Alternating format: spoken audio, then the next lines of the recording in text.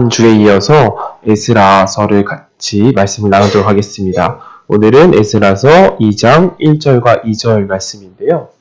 먼저 에스라서 2장 1절과 2절을 읽고 이제 지난주에 했던 내용들을 잠시 말씀을 나눈 뒤에 쭉 한 구절 한 구절 반나가도록 하겠습니다. 1절, 2절이기 때문에 제가 한 절, 우리 성도님들이 한 절 같이 교독하도록 하겠습니다. 옛적에 바벨론 왕 느부갓네살에게 사로잡혀 바벨론으로 갔던 자의 자손 중에 노임을 받고 예루살렘과 유다 도로 돌아와 각기 본성에 이른 자.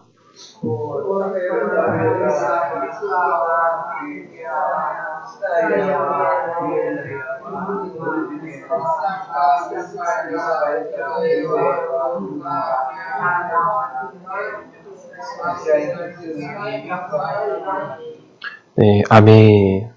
우린 지난주 에스라서 1장을 통하여서 여러 가지 역사적 내용들과 하나님께서 어떻게 자기의 백성들을 하나님의 전으로 인도하는가에 대해서 살펴보았습니다. 그 주된 내용은 첫 번째로 이제 고레스 왕은 어떠한 사람인가에 대해서 나누었죠. 고레스 왕은 페르시아의 초대 왕이었다. 근데 그가 하나님의 감동에 힘입어서 이스라엘 백성들을 이제 페르시아 땅에서 너희 각국 고국으로 돌아가라. 그곳에 가서 하나님의 성전을 지으라 라는 명령을 했잖아요. 감동을 받은 이유에 대해서 같이 나누었습니다. 고레스 왕이 단순히 마음의 측은지심으로 너희들 고향으로 돌아가라 한 말이 아니라 고레스 왕이 어떠한 예언의 이야기를 듣게 되어지죠.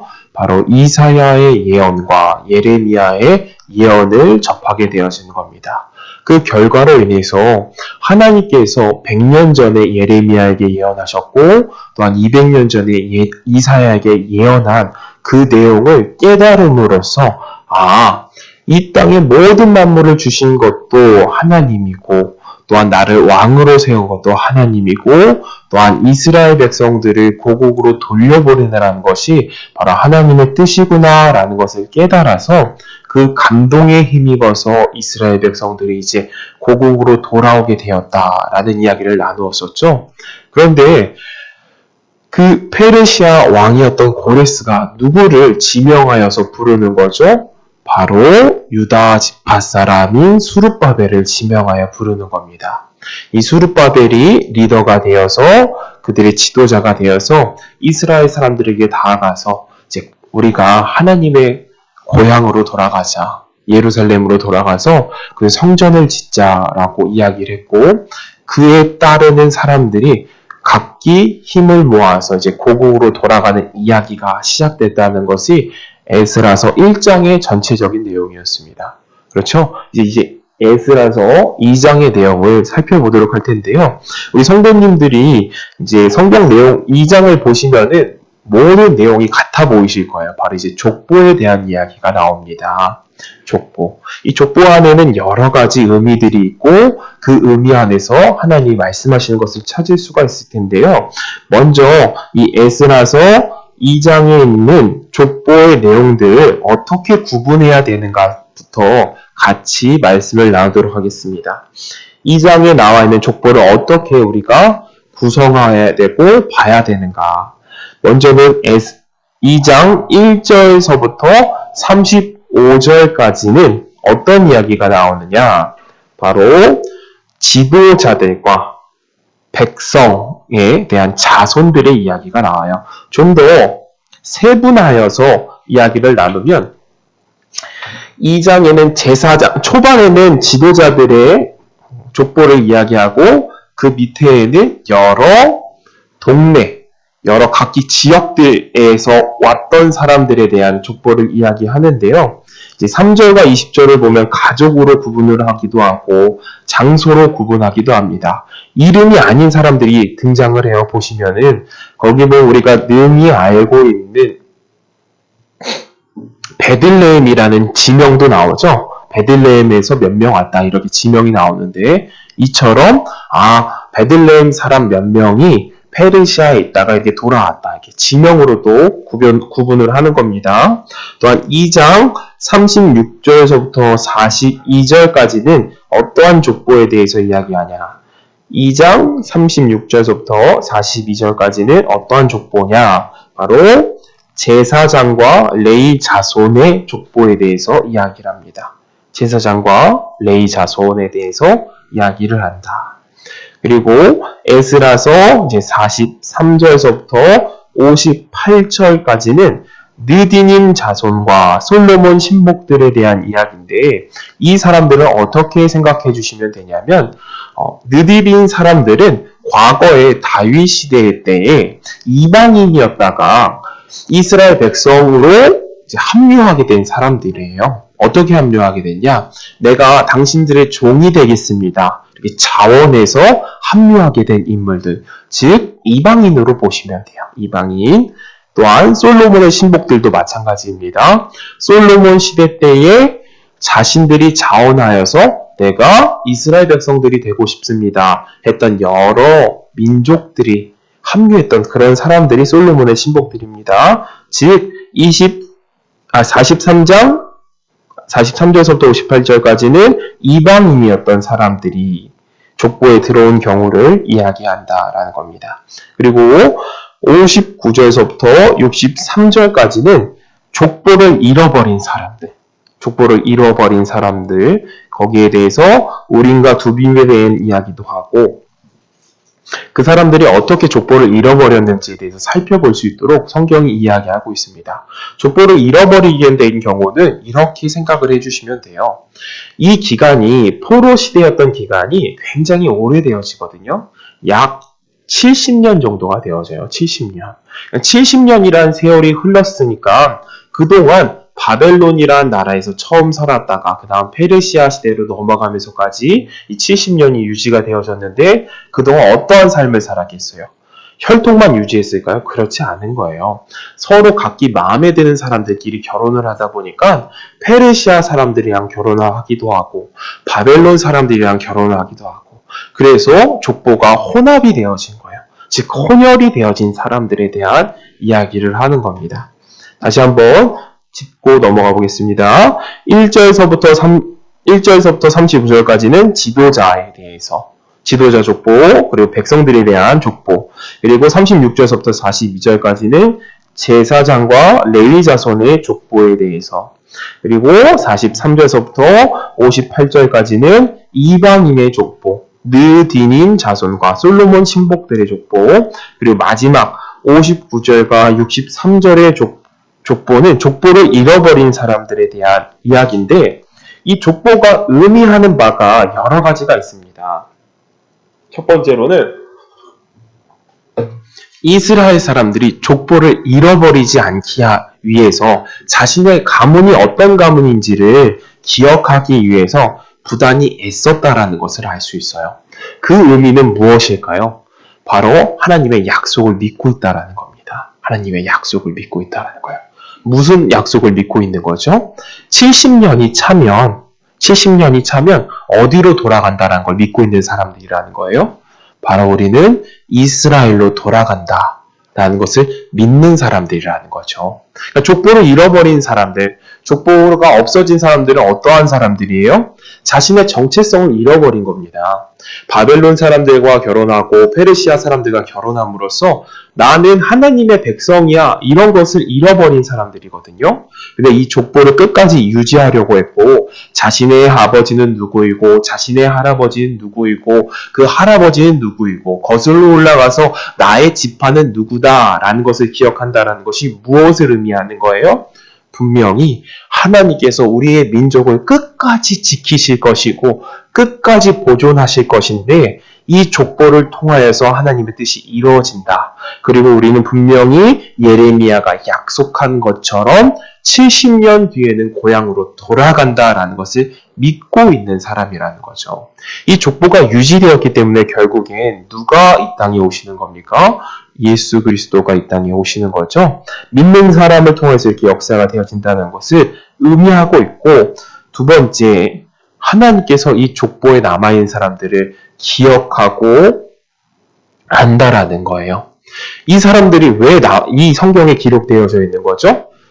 내가 돌아가겠습니다 한 사람들인 거예요. 돌아가겠습니다. 이 땅에 머물러 있지 않고 이 바벨론이나 페르시아에 머물러 있지 않고 하나님이 계신 그곳으로 돌아가겠습니다. 기억했던 사람들이 족보에 올라오는 거거든요. 이와 마찬가지일 겁니다. 우리가 하나님을 뵙게 될 때, 하나님을 만나게 될 때에 분명히 하나님 우리를 기억하실 거예요. 인주나 하오나 서오나 이렇게 우리의 이름을 기억하시고 다 아신다라는 거죠. 이 사람들이 어떠한 사람들이란 거예요? 우리가 이 땅에 머물러 있기보다는 하나님이 원하시는 뜻 안에 가서 하나님의 성전을 건축하길 원합니다. 약속의 땅에 들어가길 원합니다. 라는 것, 그러한 사람들이라는 거죠. 이 족보가 의미하는 바, 두 번째 무엇을 기억한다? 그들의 희생과 헌신을 기린다라는 거죠. 또한 세 번째로는 역사적으로 분명한 사실이다라는 것을 보여준다라는 겁니다. 이 족보를 통하여서 그들의 보존 기록이 남아 있었고 오늘날도 유대인들, 지금 중동 땅에 있는 중동에 머물러 있는 유대인들은 자신의 족보를 찾아 나가는 일들을 해나가고 있어요. 아직도 내 조상은 무슨 족보인가 이런 것처럼 보존 기록이 남아 있다라는 것을 알 수가 있습니다. 그러면 본론에 넘어와서 이제 말씀 구조를 쭉 살펴보면서 어떤 내용들이 숨겨져 있고 그 안에 우리는 무엇을 발견해야 되는가 한번 보도록 하겠습니다. 2장 1절부터 2절까지 다시 한번 보겠습니다. 옛적에 바벨론 왕 느부갓네살에게 사로잡혀 바벨론에 갔던 자손 중에 노임을 받고 라고 적혀 있는데 우리가 이것을 먼저 기억을 해야 될 거예요. 원래는 이스라엘이 남유다와 북이스라엘로 갈라져 있었다라는 것을 기억을 하죠. 그런데 먼저 북이스라엘이 어떤 나라로부터 멸망을 했다? 아수르 나라에게 멸망을 했다. 북이스라엘 아수르 나라에게 멸망을 한 거예요. 그리고 그 아수르 나라는 어떤 나라에게 멸망을 당하죠? 바벨론, 여기 성경에 나와 있는 바벨론 왕에게 멸망을 당하게 되어집니다. 그때 바벨론 왕에 의해서 끌려갔던 인물들이 여러 명 있어요. 성경에 나와 있는. 우리가 너무나도 잘 알고 있는 다니엘, 에스겔 이러한 사람들이 바로 바벨론 시대의 포로로 끌려갔던 사람들이고 이 바벨론 시대가 끝나는 게 어떻게 끝나느냐? 우리가 알고 있는 이 에스라에서 읽었던 고레스 왕이 이 바벨론 시대를 끝내는 겁니다. 근데 고레스 왕이 메데 페르시아가 바벨론을 어떻게 점령했다라고 우린 지난 시간에 이야기를 나누었죠. 참 신비한 일들이 생겼다라는 거예요. 고레스라는 사람이 힘이 없고 연약한 사람이었는데 바벨론이 어떻게 줬다라는 거예요. 문을 활짝 열어줬다라는 거예요. 이 대제국을 당신이 가지십시오라고 문을 열어줬다라는 거예요. 왜 그렇다? 성경에 나와 있는 예언이라는 거예요. 이게 이것이 참으로 놀라운 겁니다. 그렇기 때문에 유대인들이 하나님을 믿는 신앙은 어떤 신앙인 거죠? 단순히 하나님을 믿으면 우리의 삶이 잘 되고 우리의 삶이 기뻐해지고 내 마음이 평안해지고 하나님의 축복이 임하고 이런 것이 아니라 그들은 실제적으로 하나님을 믿는 것이 어떤 근거에 바탕을 하는 거죠? 역사적 근거와 그 예언을 성취하신 근거를 가지고 믿기 때문에 그들에게는 확실한 믿음이 있는 겁니다. 왜? 계속해서 구약에 여러 예언들을 해놓으셨고 그 성취하시는 것을 몸소 체험했던 사람들이에요. 여러 선지자들이 먼저 가서 몇 년 뒤에는 어떤 일이 생길 거고 그 뒤에 그 일들이 성취되어지고 몇 년 뒤에 어떤 일이 생길 거다 했는데 그 일이 성취되어짐으로써 유대인들의 믿음이란 어떻다? 예언과 성취를 이루신 살아계신 하나님을 믿기 때문에 그들의 신앙이 그렇게 흔들리지 않는 것이다 라는 것을 나누었습니다. 다시 본론으로 넘어와서 이 바벨론 왕의 시대가 끝나고 오늘 우리가 포로 귀환 시대, 페르시아 시대에 넘어오게 된 거죠. 페르시아 시대에 넘어온 거예요. 네, 보겠습니다. 바벨론으로 갔던 말씀 구절로 다시 한번 넘어가 볼까요? 말씀 구절입니다. 갔던 자손 중에 노임을 받고 예루살렘과 유다도로 돌아와 각기 본성에 이른 자. 유다도라고 저렇게 적혀 있죠? 유다도. 이것은 누구 도, 예를 들어서 인준이도, 이런 인준이도 포함하는 도가 아니라 도라는 것은 조금 슬픈 이야기인데요. 이제는 속국이 되어졌다는 거예요. 속국. 우리가 제국이라고 표현을 했을 때, 페르시아 제국이라고 표현했을 때, 제국은 뭘 의미하는 거죠? 여러 나라들을 다스리는 것을 제국이라고 하잖아요. 그러니 유다도라는 것은 마치 전라도, 경상도 이렇게 표현을 한 것처럼 유다도가 되어져 버린 거예요. 하나님의 나라였던 그 이스라엘이. 그러니까 페르시아 입장에서는 거기 전라도 그쪽에 가봐 이런 것처럼 유다도로 돌아가 이런 의미의 도입니다. 그걸 짚고 넘어가 보겠습니다. 2절 한번 다시 2절로 넘어와서 말씀 구절을 보겠습니다. 에스라서 2장 2절입니다. 곧 수룹바벨과 여기서 등장하죠. 이 수룹바벨이 누구다? 바로 유다 지파의 자손이었다. 이 수룹바벨이 리더였고 그가 수룹바벨이 사람들에게 가서 이제 돌아가게 되었습니다. 우리 고향으로 돌아가게 되어졌어요. 힘을 내서 열심을 내서 다시 한번 하나님의 나라를 세웁시다 했던 인물이 바로 수룹바벨이죠. 수룹바벨은 누구 지파 사람이다? 유다 지파 사람이고 마태복음에 나와 있는 마태복음 1장에 나와 있는 예수 그리스도의 족보에 속한 사람입니다. 그렇죠? 예수 그리스도를 예표하는 인물이라는 거예요. 즉 성전을 세운다라는 것, 하나님께로 돌아간다라는 건 누가 한다라는 거예요. 그리스도만이 할 수 있다라는 겁니다. 아무도 하지 못하는 거예요. 하나님께로 돌아가는 것은 누가 우리를 부추겨줘야 되는 거예요? 바로 그리스도이신 예수만이 할 수 있다라는 거죠. 뒤에 등장하는 예수와라는 인물이 등장하는데요. 이건 줄임말이에요. 여호수아입니다. 여호수아도 이제 에스라서를 쭉 해나가다 보면 중요 인물로 등장을 하는데 이 예수아는 대제사장이에요. 대제사장입니다. 느헤미야와 여기서 말하는 느헤미야는 에스라 느헤미야 에스라 할 때 그 느헤미야가 아닙니다. 그냥 동명이인 느헤미야예요. 예, 느헤미야와 스라야와 르엘라와 모르드기야 빌산과 빌스바와 비그웨와 룸과 바나 등과 함께 나온 이스라엘 백성의 명수가 이러하니라. 잠시 이제 지도를 한번 살펴보도록 하겠습니다. 지도를 한번 볼까요? 한번 지도를 한번 띄워주시겠어요? 네. 저 화면 한번 크게 보도록 하겠습니다. 크게. 여기 보시면 파란 선 보이세요? 파란 선? 이제 파란 선에 여기 첫 시작이 여기가 페르시아에 있던 그 지방의 그 수도예요, 수도. 여기서부터 해가지고 이 길을 쭉 따라서 예루살렘으로 돌아오는 것이 1차 포로 기한인데 이 1차 포로 기한에 누가 속해 있었다? 바로 오늘 우리가 이야기를 나누고 있던 수룹바벨이 속해 있는 겁니다. 스룹바벨과 예수아가 이 파란 선을 따라서 갔던 인물인데 이 거리가 장차 몇 킬로 정도가 되어지냐라고 그렇게 이야기하면 12,000km 12,000km래요. 12,000km. 저기 파란색 첫 지점에서 저기까지 가기가 12,000km. 그러니까 서울에서 부산까지가 325km라고 그러거든요. 325km래요. 서울에서 부산까지가. 근데 여기 파란색 첫 지점에서 예루살렘 돌아가기까지가 12,000km라고 하면 한번 상상을 해 보시겠어요? 그들의 믿음이 어땠다라는 거야. 그들의 믿음이. 실로 대단했다라는 겁니다. 실로 대단했다. 정말 위대한 신앙인 거죠. 어떻게 보았을 때에는. 그렇다면 그들이 가는 그 걸음이 어땠을까요? 우리가 상상할 때는 좀 힘들지 않았을까, 지치지 않았을까 생각하겠지만 이따가 살펴볼 시편 126편을 말씀해 보면 그들의 감정이 좀 잘 드러나와 있는 내용이 있거든요. 먼저 기억할 것은 12,000km인데 그때 당시 이동수단이 뭐가 있었겠어요? 그렇죠? 그냥 걸어가는 거예요.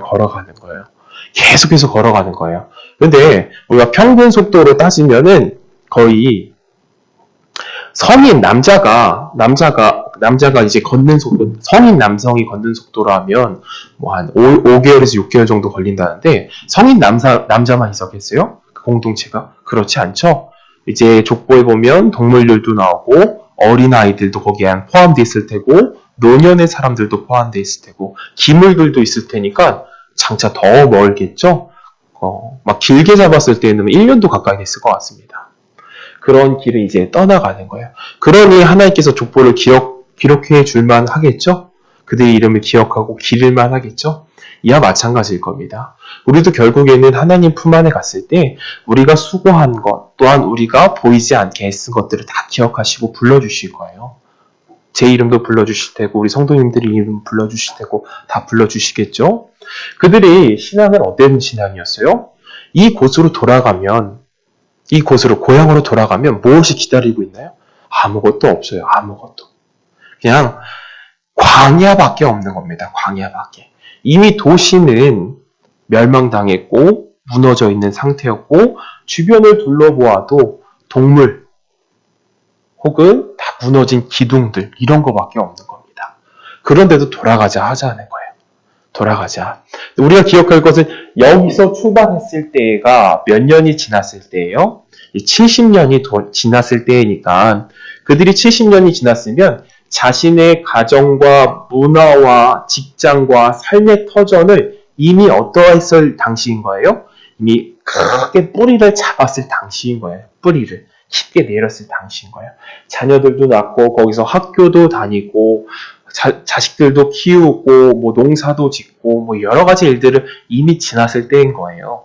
그런데 이걸 다 포기하고 이걸 다 내려놓고 수룹바벨과 함께 이제 떠나는 겁니다. 어디로 떠나는 거죠? 자, 성전으로 돌아가자. 하나님 품으로 돌아가자. 했던 사람들이 바로 이 사람들인데 본래 이 페르시아 지역에 몇 명이 살고 있었느냐? 이스라엘 사람들이 약 300만 명 정도가 살고 있었다 그래요. 300만 명. 이스라엘 사람들만 300만 명. 그런데 이제 수룹바벨을 따라서 저도 가겠습니다. 저도 가서 성전 세우는데 도움이 되겠습니다. 저도 하나님 만나고 싶습니다. 끊어졌던 우리의 관계가 회복되기 원합니다. 이렇게 자원에서 나왔던 사람이 약 4만 명. 4만 명. 그러니까 300만 명 중에 4만 명만이 이제 돌아가서 가겠습니다 했던 사람들인 거예요. 어떻게 보면 4만 명이 이 길 따라 갔다라는 것은 장엄하고 위대해 보일 수도 있지만 또 한편으로는 3만 명 중에 4만 명이니까 또 한편으로는 조금 너무 적게 온 거 아닌가라는 생각이 들 만한 숫자죠. 네.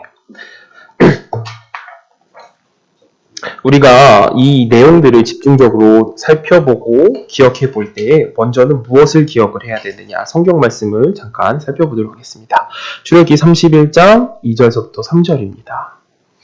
수룹바벨이 지도자가 되어져서 성전을 세우려고 했죠. 그렇죠? 수룹바벨이 지도자가 되어져서 성전 세우자 했던 사람인 거예요. 그런데 성경 속에는 성전을 세우는 인물들이 몇 명이 나옵니다. 그렇죠? 첫 번째 성전은 무슨 성전이었어요? 솔로몬의 성전. 두 번째 성전은 무슨 성전이다? 수룹바벨의 성전. 그리고 세 번째 성전은 무슨 성전일까요? 예수 그리스도가 세우신 우리라는 성전. 마지막 성전은 뭘까요? 바로 새 예루살렘이 마지막 성전이겠죠?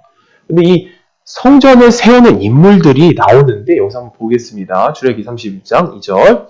내가 유다 지파 훌 손자요 우리의 아들이 부사레를 지명하여 부르고 다음 절입니다.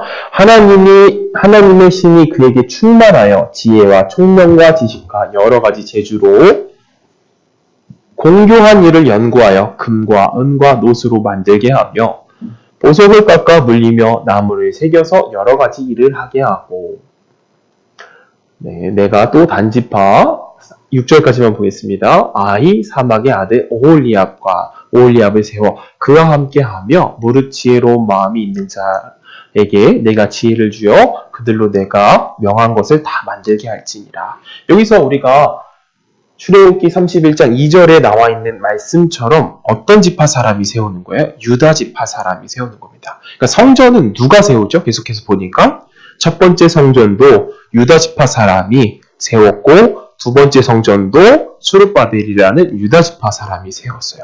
세 번째 성전, 예수 그리스도가 우리 안에 세우신 성전도 바로 유다 지파를 통하여서 오신 그 사람이 세우는 거죠. 그리고 마지막 성전도 이미 예수 그리스도 안에서 세워졌잖아요. 예, 그런 겁니다. 말씀 구절을 한번 또 보도록 할까요? 에스라 3장 8절 보겠습니다. 에스라 3장 8절입니다.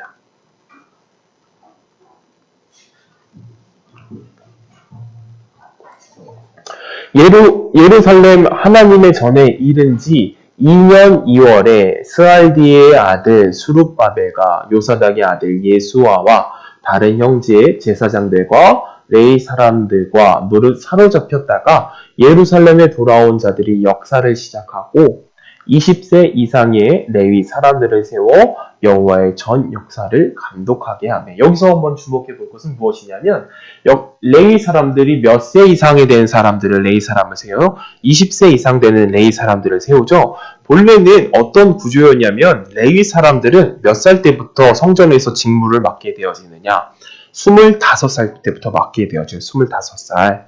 그리고 5년 동안 인턴과 레지던트를 겪은 뒤 옆에서 수종하고 이제 수발들다가 30살이 되어오고 난 다음부터 본격적으로 제사장 역할도 하고 여러 가지 역할들을 하게 되어지거든요. 근데 여기서 두 번째 성전을 건설을 할 때는 몇 세 되는 사람을 세우는 거예요. 20세 되는 사람을 세우는 거예요. 즉 그 말은 어떤 거라는 거죠? 사람이 없다라는 거예요. 사람이 부족해서 연령 제한을 낮춰버리는 겁니다. 본래는 25세 되는 사람들만 세워야 되는 건데 이제 내려왔고 성전을 세울 만한 인물들이 없으니까 이 연령 제한을 낮추고 모두 참여할 수 있도록 이제 권면을 했다라는 것을 볼 수 있는데요. 우리가 이렇게 성전을 세우는 것, 하나님께 돌아가는 것은 막연하게 느끼실 수 있을 것 같아서 여러 가지 성경 내용들을 살펴보면서 우리가 마지막에 들어갈 성전은 어떠한 성전인지에 대해서 나눠보도록 하겠습니다.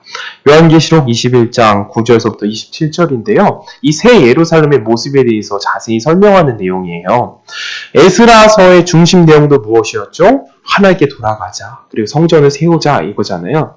여기서 말하는 성전은 뭐예요? 우리 지구촌 교회 더 평수를 늘리고 막 더 좋은 기물들 그런 성전을 말하는 것이 아니죠. 그렇죠?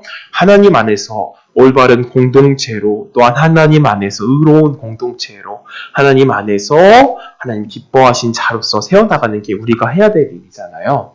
그렇다면 마지막에 세워질 성전은 어떠한 모습인지 한번 보겠습니다. 예루살렘 하나님의 전에 이른 요한계시록 21장 9절입니다. 요한계시록 21장 9절입니다. 보겠습니다. 7 대접을 가지고 마지막 7 재앙을 담은 7 천사 중 하나가 나와서 내게 말하여 가로되 이리 오라. 그래서 중요한 거예요. 이리 오라를 누가 하는 거예요? 하나님이 부르시고 또한 하나님의 사자인 예수 그리스도가 우리를 부르시는 거예요.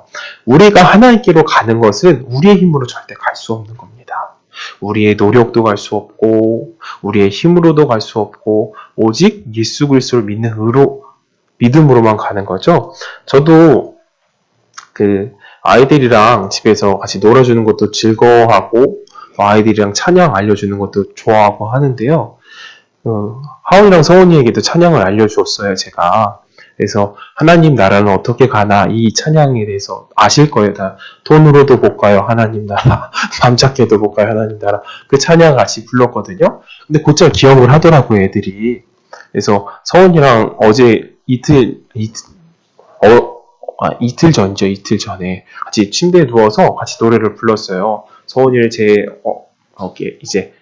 어깨에 기대게 하고 마지막 잠자는 시간에 서원아 우리 아빠가 알려줬던 거 불러보자 해서 돈으로도 못 가요 하나님 나라, 맘착해도 못 가요 하나님 나라 하고 끝난 다음에 이제 물어봤죠. 서원아 하나님 믿어야 돼. 너 어떻게 해야 하나님께 갈 수 있어? 하나님을 믿어야 하나님께 나라에 갈 수 있어? 꼭 그러니까 믿을 거지? 물어보고 아니 분명히 찬양은 다 해놓고 돈으로도 못 간다 그래놓고 맘착해도 못 간다, 하나님 믿어야 간다 그래놓고 혼나? 뭐 이렇게 다시 불러보고 한 다음에 해도 하나님 믿어? 그러니까 싫어! 그러더라고요. 참 사람의 힘으로 안 되는 것 같아요. 느끼기에는 서원이가 그냥 장난친 걸 수도 있겠지만 저는 아직 연륜이 어리고 나이가 어리고 여러 부모님으로서 세워진 목사님들의 설교도 듣고 이런 가정에 대한 이야기를 들을 때 사람의 힘으로 참 안 되는 것이 너무나도 많은 것 같아요. 그렇죠? 네, 최근에 제가 잠깐 오늘의 주제에 반대로 넘어와서 좋은 설교를 들었던 적이 있습니다. 너무나도 제가 그 설교를 듣고 기뻤고 즐거웠고 좀 감동을 받았었는데요. 이제 택배를 하면서 말씀을 듣다가 존 파이퍼라는 목사님이 계십니다. 존 파이퍼 목사님이 이제 장로교 교단의 성격을 가지고 계신 분이에요. 하나님의 이정을 믿고 하나님의 뜻을 가르친 분인데 그 목사님에게 어떤 성도가 고민을 털어놓은 거예요. 목사님, 제겐 너무나 고민이 있습니다. 저에겐 4명의 자녀가 있고 그 자녀들을 어릴 적부터 하나님 뜻 안에서 키우려고 굉장히 노력을 많이 했습니다. 노력을 많이 했고 기도도 많이 했습니다. 그런데 성년이 되고 나서 그 아이들 모두가 하나님 품을 떠났습니다. 그것이 과연 제 잘못인가요? 그리고 이 일로 인해서 저에게 너무 심적 고통과 스트레스가 너무나 굉장히 많습니다. 이런 고민을 털어놓은 거예요. 그래서 이제 목사님의 이제 답변으로서 하는 그런 내용들을 쭉 듣다 보니까 저에겐 너무 감동이 큰 은혜였는데 중심 내용은 이런 겁니다. 성경에 보면 여러 인물들이 나오죠. 그리고 여러 자녀들이 나옵니다. 그런데 부모가 믿는다고 해서 그 자녀들이 믿는 것은 꼭 아니었고 부모가 안 믿는다고 해서 그 자녀들이 꼭 안 믿는 것은 아니었다라는 거예요. 좋은 부모 밑에서도 나쁜 자녀가 나올 수 있고 나쁜 부모 안에서도 좋은 자녀가 나올 수 있다라는 거예요. 그렇다면 크리스찬들은 이 고통과 아픔의 세월을 흘러갈 때에 어떠한 자세를 가져야 되는가에 대해서 조언을 해주는 내용이었는데 이런 내용입니다. 예수 그리스도는 하나님의 아들이셨죠. 그리고 또 하나님은 우리의 아버지 되시고 또한 그 중보자께서 우리를 포기하지 않았다라는 거예요. 그 중보자가. 우리가 아파할 때 같이 아파하고 우리가 괴로워할 때 같이 괴로워했다라는 거예요. 그와 같은 동일한 인물로서 사도 바울을 들 수가 있는데 사도 바울 역시도 자신의 형제들이었던 유대인들을 위하여서 고통스러워하고 괴로워했던 날들이 너무나 많았다라는 거예요. 왜? 나의 형제인 유대인들은 믿지 않고 이방인들만 믿으니까 그것이 심적으로 너무 괴롭다라는 거예요. 사도 바울이. 내 식구들은 믿지 않는데 왜 남들은 믿나? 그걸로 괴로워했을 때 어떠한 우리 마음을 가져야 되는가? 예수 그리스도가 우리를 포기하지 아니한 것처럼 우리도 포기하지 않고 그들을 위해서 기도하고 그들을 위해서 간구하는 것이 하나님께서 기억해 준다라는 거예요. 그리고 그에 따른 보상이 있다라는 겁니다. 그렇습니다. 우리 힘으로 절대 되지 않아요. 아무리 내가 전해보려고 하고 때로는 간구하고 기도해보려고 해도 하나님의 섭리와 도우심만이 우리에게 유일한 희망이고 간절한 바람뿐이죠. 그런데 우리가 이게 괴로워하고 간구했던 것을 어떻게 한다라는 거예요? 사도 바울에게도 하나님께 감동을 주신 것처럼 하나님께서 감동을 주신 것처럼 기억하게 하시고 또한 보상하게 하신다라는 겁니다. 그것이 우리에게 큰 위로가 되어지는 거죠. 다시 본론으로 넘어오겠습니다. 본론으로 넘어와서 이리 오라 내가 신부 곧 어린 양의 아내를 내게 보이리라 넘겨오겠습니다. 다음 절입니다. 성령으로 나를 데리고 성령으로 데리고 간다라는 거죠. 크고 높은 산으로 올라가 하나님께로부터 하늘에서 내려오는 거룩한 성 예루살렘을 보이니 하나님의 영광이 있음에 그 성의 빛이 지극히 귀한 보석 같고 벽옥과 수정과 같이 맑더라. 크고 높은 성곽이 있고 12문이 있는데 문에 12천사 같고 그 문들 위에 이름을 썼으니 이스라엘 자손 12지파의 이름들이라. 이와 같이 우리의 이름이 기록되어지는 겁니다. 하나님을 위해 살았던 것들이 동편에는 세 문, 북편에는 세 문, 남편에는 세 문, 서편에는 세 문이니 그 성의 성곽은 12기초석이 있고 그 위에 어린 양의 12사도들의 12이름이 있더라. 내가 말하는 자가 그 성곽 그 문들과 성곽으로 청량하고 금 갈대를 가졌더라. 그 성은 네모가 반듯하여 장강이 같은지라. 갈대로 그 성을 청량하니 12,000 스타디온이요 장과 강과 고가 같더라. 그 성곽을 청량함에 140규빗이니 사람의 청량 곧 천사의 청량이라. 그 성곽은 벽옥으로 쌓았고 그 성곽은 정금인데 맑은 유리 같더라. 그 성곽의 기초석은 각색 보석으로 꾸몄는데 첫째 기초석은 벽옥이요, 둘째는 남보석이요, 셋째는 옥수요, 넷째는 녹보석이요, 다섯째는 홍만호요, 여섯째는 홍보석이요, 일곱째는 황옥이요, 여덟째는 녹옥이요, 아홉째는 담항옥이라. 열째는 비추옥이요, 열한째는 청옥이요, 열두째는 자정이라. 그 12문은 12진주니 문마다 한 진주요, 성의 길은 맑은 유리 같으니 정금이더라. 성 안의 성전을 내가 보지 못하였으니 이는 주 하나님 곧 전능하신 이와 어린 양이 그 성전이심이니라. 그 성은 해나 달의 비침이 쓸데없으니 이는 하나님의 영광이 비추고 그 어린 양의 등이 되심이니라. 만국이 그 빛 가운데로 다니고 땅의 왕들이 자기 영광을 가지고 그리로 들어오니라. 성문들은 날에 도무지 닿지 아니하리니 거기는 밤이 없으리라. 사람이 만국의 영광과 존귀를 가지고 그리로 들어가겠고, 여기서 26절과 24절에 똑같은 이야기를 하거든요. 영광과 존귀를 가지고 들어간다? 이것은 우리가 신학적으로 좀 짚고 넘어갈 것이 있어요. 제가 몇 번 말씀을 드렸던 것 같은데요. 우리가 마지막에 하나님의 상이라고 표현을 할 수 있겠어요. 그 상이라는 것은 각기 영광이에요. 각기 영광. 하나님으로 인해서 내가 수고하고 애쓰고 하나님의 영광을 바라봤던 것을 가지고 들어가는 겁니다. 어떤 집이 큰 넓은 집을 갖거나 좋은 차를 갖거나 좋은 평수를 갖거나 그런 의미가 아니라 각기 다른 영광을 가지고 들어가는데 그와 같다라는 거. 이렇게 비유를 하면 좀 더 쉬울 것 같아요. 어떤 비유냐면요. 이런 거예요. 우리나라 지금 대통령이 누구죠? 문재인 대통령이죠. 문재인 대통령도 저도 우리나라의 같은 국민입니다. 그렇죠? 법 아래 똑같은 사람이에요. 똑같은 국민이고 똑같은 사람입니다.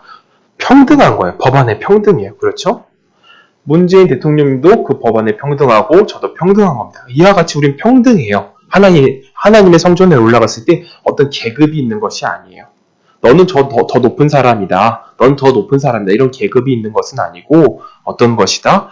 문재인 대통령이 가지고 있는 영광이 다르고 내가 가지고 있는 영광이 다르듯이 하나님 나라에서는 우리가 모두 동일하지만 무엇은 틀리다? 영광은 다르다라는 거예요. 그렇죠? 이렇게 짚고 넘어가면 되겠습니다. 27절까지만 읽도록 하겠습니다. 27절 보겠습니다. 다음 절 없나요? 네, 다음 절입니다. 무엇이든지 속된 것이나 가증한 일 또는 거짓말하는 자는 결코 그리로 들어가지 못하되 오직 어린 양의 생명책에 기록된 자들 뿐이니라. 누구만 들어가는 거죠? 어린 양의 생명책에 들어가 있는 자만 들어가 있듯이 누구만 지금 예루살렘으로 가는 거예요? 바로 내가 가겠습니다. 자원하였던 사람들이 가는 것이고 수룹바벨이 불러서 그 안에 감동되는 자들만 가는 거예요. 이와 같이 하나님의 부르심의 뜻에서 우리는 가게 되어지는 것이다 라는 것을 볼 수 있습니다. 그런데 우리가 이 배경을 기억하면서 어떤 것을 한 가지 더 기억하면 좋으시냐면 예레미야라는 인물을 기억하시면 좋을 것 같아요. 예레미야는 인물이 이스라엘 사람들이 예언을 할 때 어떻게 이야기를 했냐면 너네 분명히 포로가 될 거다. 너네 분명히 포로가 될 텐데 포로가 될 때 어느 나라로 포로로 잡혀가야 되냐면 바벨론으로 잡혀가야 돼 라고 예언을 했어요. 바벨론. 네, 피할 길이 두 가지가 있었거든요. 포로가 되어서 저쪽 바벨론으로 가는 길이 있었고 도망쳐서 이집트로 가는 길이 있었어요. 도망쳐서 이집트로 가는 길. 그런데 이스라엘 사람들에겐 어떤 길이 더 좋아 보였던 거예요? 도망치는 길이 당연히 더 좋아 보였겠죠. 그래서 많은 사람들이 이집트로 갑니다. 이집트. 그런데 예레미야는 이야기를 하는 거예요. 너네 바벨론으로 잡혀가야 돼. 바벨론으로 잡혀가야만 어디로 돌아올 수 있다라는 거예요? 예루살렘으로 돌아올 수 있다라는 거예요. 그래야만 너네가 가서 족보를 유지할 수 있다라는 거예요. 족보를 유지할 수 있다라는 거죠. 이렇듯 하나님께서 우리를 보존하기 위해서 때로는 다른 길을 선택하기도 하고 때로는 하나님이 우리들에게 억지로 가게 하는 길도 있다라는 거죠. 그런데 좀 기억해둘 것은 한 가지 또 뭐냐면 예레미야라는 인물 있죠. 예레미야는 인물은 마지막 어디 가서 죽게 되냐면 이집트에 가서 죽게 되어져요. 이집트. 이게 좀 가슴 아픈 이야기인 것 같아요. 왜 예레미야가 이집트에 갔을까요? 하나님의 말씀을 듣지 않고 이집트로 도망간 사람들에게 위로의 말씀을 주려고 이집트에 가서 죽는 거예요. 이집트에 가서 죽는 거예요. 그 예레미야의 마음이 어땠을까요? 참으로 가슴이 뭉개지고 너무 마음이 아팠겠죠? 분명히 우리는 바벨론으로 가야 되는데 왜 절로 가느냐? 그것이 어떻게 보면 또 목자의 마음인 것 같아요. 목양을 하는 분들의 마음. 그렇죠? 다시 본론으로 넘어와서 우리가 이렇게 하나님 품으로 돌아가야 되는 것이고 영광을 바라봐야 되는 것인데 고린도전서 15장 47절과 50절 말씀 잠깐 보도록 할까요?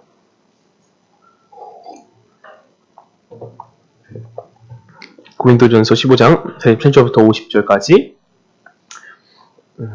첫 사람은 땅에서 났으니 흙에서 속한 자이거니와 둘째 사람은 하늘에서 나셨느니라. 무릇 흙에서 속한 자는 저 흙에 속한 자들과 같고 무릇 하늘에 속한 자는 저 하늘에 속한 자들과 같으니 우리가 흙에 속한 자의 형상을 입은 것 같이 또한 하늘에 속한 자의 형상을 입으리라. 형제들아, 내가 이것을 말하노니 혈과 육은 하나님 나라의 유업을 받을 수 없고 또한 썩을 것은 썩지 아니할 것을 유업으로 받지 못하느니. 여기서 주목할 것은 뭐냐면 고린도전서 15장의 메인 주제는 부활이에요. 부활. 너희들 부활을 믿지 못하느냐? 부활을 꼭 믿어야 된다. 그리고 우리에게 부활이 왜 필요한지 아느냐? 이렇게 말하는 거예요. 지금 내가 가진 이 몸으로는, 이 육신으로는 뭘 얻지 못한다라는 거예요? 하나님 유업을 얻지 못한다라는 거예요. 하나님 유업을 얻지 못한다라는 거예요. 그러니 우리는 부활을 믿어놔야 된다는 거죠. 우리가 부활했을 때에는 하나님 유업을 얻게 된다. 부활이 새 몸이 되어서 하나님 유업을 얻게 되어지는 것이지 이 몸이 쓰잘데기 없는 것이다. 그러니 부활을 꼭 믿어라라는 겁니다. 왜 제가 이걸 설명을 드리냐면 머릿속에 우리가 이렇게 상상이 되어졌으면 좋겠어요. 상상. 어떤 상상이 되어졌으면 좋겠냐면 우리는 분명 하나님의 도성으로 가게 되어질 거예요. 하나님의 도성. 그 도성이 어디죠? 새 예루살렘으로 분명히 가게 되어집니다.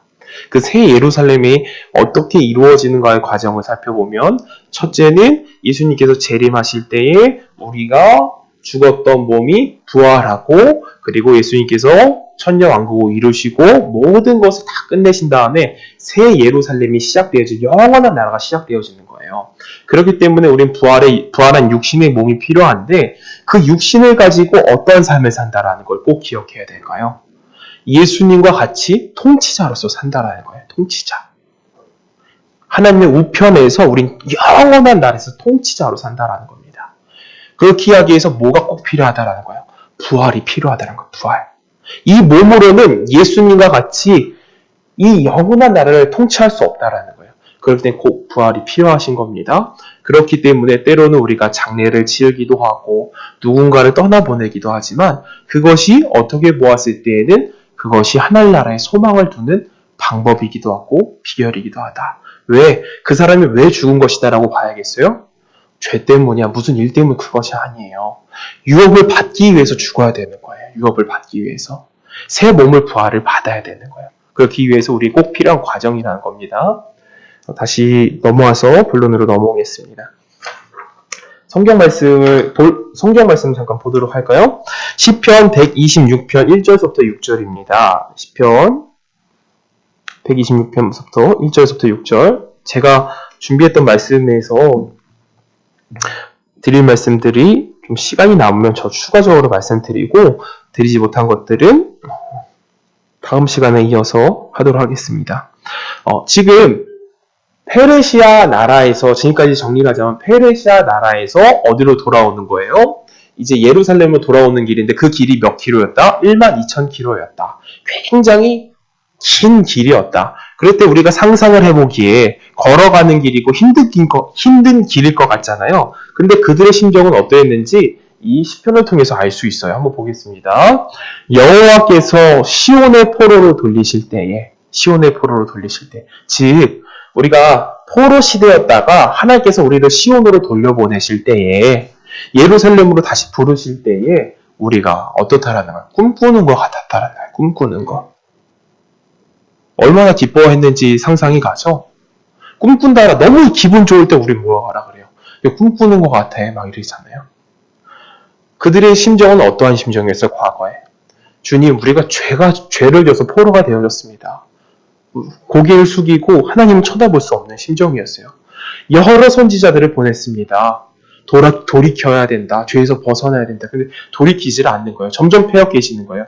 그래서 결국 포로로 끌려가게 되어졌거든요. 그리고 그때 뒤에서 깨닫는 겁니다. 아, 우리가 잘못해서 포로가 되어졌구나. 그래서 그들에게 어떤 심정이 있었어요? 하나님을 다시 만날 수 있을까? 하나님께 예배 드릴 수 있을까? 나는 구원받을 수 있을까? 라는 그런 고민들이 있었어요. 그런데 하나님께서 주권적으로 역사하셔서 스룹바벨을 부르시고 그를 통하여서 돌아오게 하시는데 그 돌아오는 길에 그들의 심정이 어때라는 거죠? 이 죄인 하나님께 가는 길이 이 죄인이었던 내가 하나님 품으로 가는 길이 어떻다라는 거예요. 꿈꾸는 것 같다라는 꿈꾸는 것 같다라고 이야기를 하죠. 말씀 구절 계속 읽어나가도록 하겠습니다. 2절입니다. 그때에 우리 입에는 웃음이 가득하고 상상이 되어지시죠? 이 페르시아에서 예루살렘으로 돌아가는 12,000km의 길이 그들의 입이 어땠다라는 거예요? 웃고 있다라는 거예요. 너무 즐거워서 돌아가는 길이 행복하다라는 거죠. 우리도 말년에 이제 하나님 품에 마지막 가기 전에 이러한 모습이었으면 좋겠어요. 하나님 품에 마지막 가기 전에 제가 죽을 때 제 옆에 하온이 서온이가 있었으면 좋겠어요. 그때 제 기억에 참 행복했다. 하나님 믿으면 살아가는 게 행복했다. 그런 마음이 있었으면 좋겠거든요. 한번 쭉 읽어가겠습니다. 웃음이 가득하였고 우리 혀에는 찬양이 찼었도다. 열방 중에서 말하기를 여호와께서 저희를 위하여 대사를 행하셨다. 하여도 대사를 행했다라는 거예요. 아무리 머릿속으로 생각해도 이게 이루어지지 아니할 것 같은 일인데 이루셨다라는 거예요. 내가 어떻게 여기서 풀려날 수 있는가? 이 페르시아의 나라에서. 하나님께서 행하셨구나. 그런 거죠. 우리의 구원이 이와 같다라는 겁니다. 3절입니다. 보겠습니다. 여호와께서 우리를 위하여 대사를 행하셨으니 우리는 기쁘도다. 4절 여호와께서 우리를 포로를 남방 시내들 같이 돌리소서. 남방 시내들이란 건 뭐냐면 저기가 남방 시내들이 위치가 건기예요. 건기. 비가 오지 않는 거예요. 그런데 어느 때가 되어지면 장마가 시작되어지는데 그 장마가 시작될 때 앞이 보이지 않을 정도로 비가 두두두 떨어져요. 그와 같이 비유를 하는 거예요. 우리가 돌아올 때 장마비와 같이 많은 사람들을 돌려보내주셨다. 한 명만 돌려보는 거야. 이와 같이 우리들이 돌아가고 있다라고 외치는 거죠. 보겠습니다. 눈물을 흘리며 씨를 뿌리는 자는 기쁨으로 거두리로다. 울며 씨를 뿌리러 나가는 자는 정령 기쁨으로 단을 가지고 돌아오리로다. 돌아온다라는 거예요. 하나님께로 돌아온다라는 겁니다. 이게 그들의 심정이었다. 말씀 9절 또 보도록 하겠습니다. 2장 40절입니다. 2장 40절과 41절 말씀입니다. 이제 내용들 쭉 나와 있는 족보의 내용들 좀 살펴보도록 하겠습니다. 레위 사람은 호다위와 자손 곧 예수아와 감미엘 자손이 74명. 여기 충격적인 내용이 나와요. 충격적인 내용. 이제 몇 명이 돌아왔다라고 우리 같이 이야기를 나누었죠? 돌아올 때 약 4만 명이 돌아왔다라는 거예요. 그리고 제사장은 몇 명이 돌아왔냐면 4,000명 정도가 돌아요. 4,000명 돌아요. 근데 레위 사람 몇 명이 돌아오는 거예요? 한번 여기 보시겠어요? 74명밖에 안 돌아오는 거예요. 우리가 성전 세운다 그러면 누가 먼저 생각이 나요? 누가 먼저 떠오를까요? 레위 사람들이 떠오르잖아요. 성전하면 레위 사람들이 떠올라야 된단 말입니다. 그렇죠? 성전에서 일하는 사람들이니까. 근데 레위 사람들이 74명밖에 안 돌아오는 거예요. 너무나 슬프게도. 자원에서 내가 하나님의 성전을 세워보겠다 했던 그 레위 사람 왜 74명? 그런데 이 74명밖에 안 돌아왔던 이유를 여러 학자들이 생각을 해볼 거 아닙니까? 근데 어떤 이유였을까? 첫째로 뭐냐면 레위 사람들은 뭐가 없어요? 분깃이 없어요. 분깃. 자기 땅이 없는 겁니다. 돌아가도 땅이 없는 거예요. 분명히 머릿속에 상상을 했겠죠. 분명히 우리가 돌아가면 바로 성전을 짓지 않을 거다. 바로 성전을 짓지를 않을 거다. 각자의 집을 지을 거고 각자의 형편을 돌아볼 거다. 그럼 우린 돌아가면, 우리 레위 지파였던 우린 돌아가면 어떻게 해야 되나? 그런 수심과 고민들이 많았겠죠? 그래서 그들이 가지를 못하는 거예요. 그들이 가지 못했던 거예요. 근데 우리가 머릿속에 기억을 해보실 때, 그 예루살렘에 도착했을 때 성전 주변에서만 살았느냐? 그것이 아닙니다. 우리 도착했으니까 이 성전에 모여서 이렇게 살아. 이것이 아니라, 무슨 지파는 원래 고향 땅으로 돌아가고, 너희 지파는 원래 고향이 인천이었으니까 인천에 가서 터를 잡아. 너희들은 저기 부천이었으니까 부천에 가서 터를 잡아. 이렇게 터를 잡았었어요. 성전 주변에 옹기종기 모였던 것이 아니라, 그렇기에 레위 사람들은 어디 갈 곳이 없었기 때문에 돌아온 숫자가 부족했다. 그렇기 때문에 몇 명 이상의 나이를 제한을 했던 거예요. 20살 이상부터 부르는 거예요. 20살 이상부터. 그 74명 중에 20살 몇 명이 됐겠어요? 그렇겠죠? 아주 초라한 모습이었겠죠? 네. 한번 말씀 보겠습니다. 41절도 볼까요? 노래하는 자들의 아삽 저소는 128명이요. 그러니까 노래하는 사람들은 또 많이 왔네요. 그렇죠? 노래하는 사람들은 많이 하고 일하는 사람들은 적게 왔어요. 항상 좀 이상한 거 이게. 그렇죠? 성전이 세워져야 노래도 부르고 할 텐데. 그리고 64절서부터 65절 읽어가도록 하겠습니다. 64절. 온 회중의 합계가 42,366명이 나오죠? 예, 몇 명이었다? 42,366명이었다. 보겠습니다. 쭉 넘어 65절. 그 외에 노비가 7,337명이요. 여기서 기억한 것은 노비가 나오죠? 왜 노비가 있었겠어요? 그 중에 돌아왔던 사람들 중에는 어떠한 사람들이 있다라는 거예요? 부자가 있었다는 거예요. 부자들만 뭘 가져요? 노비를 갖죠? 노비를 갖는 거예요. 그와 같이 이 돌아오는 사람들 중에 부자도 있었다.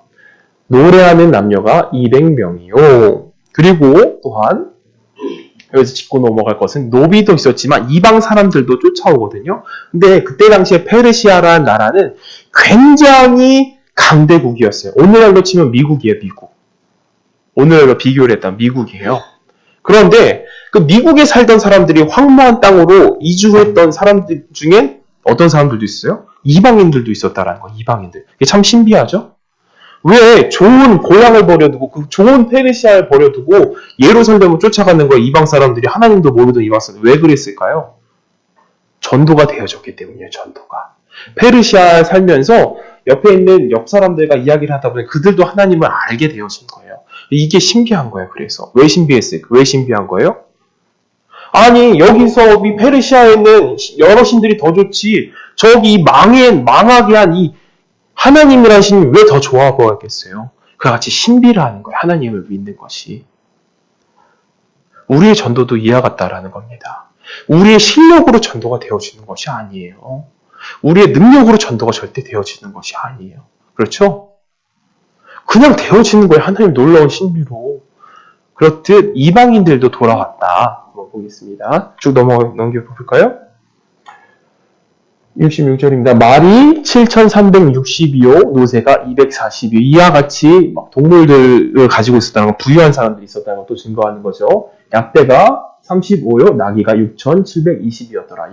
이 동물들을 다 조사해보면 5명당 한 꼴로 그 동물이 있었어요. 5명당 한 꼴로. 그러니까 한 가정에 한 마리는 있었다라는 거예요. 그러니까 페르시아 그 나라에 살던 때에 유대인들의 형편을 이제 좀 짐작이 가시죠? 그들이 거지였어요? 거지가 아니라는 거예요. 가정에 동물들도 두고 노비들도 두고 그럴 만한 형편까지 올라왔다라는 거예요. 몇 년 동안. 이 70년의 세월 동안 그렇게 자신의 자급자족할 만한 그 형편까지 도달했던 사람들이 다 버려두고 가는 거예요. 그 지역을 버려두고 누굴 따라가는 거예요? 예수 그리스도를 쫓아 하나님의 성전을 쫓아가는 거예요. 같습니다. 좀 쭉 넘겨볼까요? 70절까지 쭉쭉쭉 반항하도록 하겠습니다. 68절입니다.